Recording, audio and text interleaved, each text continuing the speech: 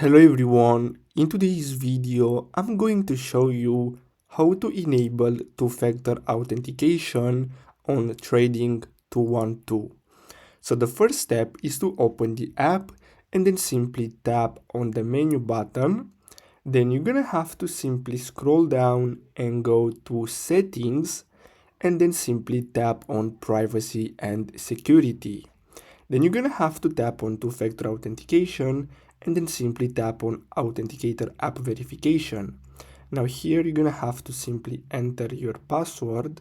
So I'm gonna enter mine really fast and then simply tap on continue, and then you're gonna have to copy the key and then you're gonna have to simply open your Authenticator app. I'm gonna use Google and then simply enter the setup key. Now here I'm gonna name it Trading 212, then simply enter your key and then tap on add, and now we have the code.